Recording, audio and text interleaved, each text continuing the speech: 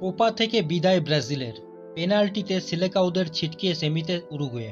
কোপার শেষ চারে কে পৌঁছবে তা নির্ধারণ করতে হাড্ডাহাড্ডি লড়াই সাক্ষী থাকল নেভাডা। 90 মিনিটের শেয়ানে শেয়ানে টক্কর গড়ালো পেনাল্টিতে। চাপের মুখে পেনাল্টি মিস করে সমস্যায় পড়ল দুই দলই। তবে সাম্বাদের থামিয়ে কোপার সেমিফাইনালে চলে গেল উরুগুয়ে। উরুগুয়ে চলতি কোপাতে একটাও ম্যাচ হারেনি।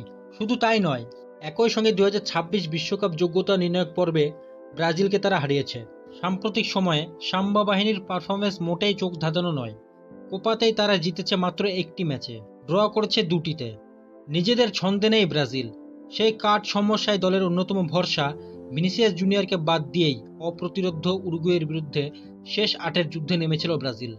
তবে কোয়ার্টার ফাইনালে যেন অন্য এক ব্রাজিলকে দেখতে পেল ফুটবল বিশ্ব। এদিন প্রথম থেকেই মাঠে ছিলেন তরুণ এনরিক। গোটা ম্যাচে সেভাবে সুযোগ তৈরি করতে না পারলেও উরুগুয়ের দখলে বল যেতে দেননি রাফিনারা। মূলত মাঝ মাঠেই খেলা হলো নির্ধারিত 90 মিনিটে। ম্যাচের বয়স যখন 14 মিনিট, রাফিনার শটে এগিয়ে যাওয়ার সুযোগ ছিল ব্রাজিলের কাছে, কিন্তু বারে শট মারলেন তারকা। 28 মিনিটে নিজে শট না করে রাফিনাকে বল বাড়ান এনরিক। সেখানেও গোলের সুযোগ হাতছাড়া হয় সেলেকাউদের। 35 মিনিটে নুনেজের শটে এগিয়ে যাওয়ার সুযোগ ছিল উরুগুয়েরও।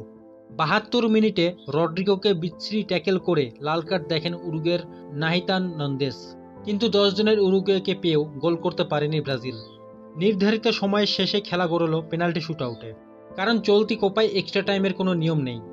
পেনাল্টি মারতে এসে গোল করেন ভালভার্দে, কিন্তু মিলিতাওয়ের প্রথম শট বাঁচিয়ে দেন গোলকিপার রোসে। ব্রাজিলের তৃতীয় পেনাল্টিও পোস্টে মারেন ডগলাস।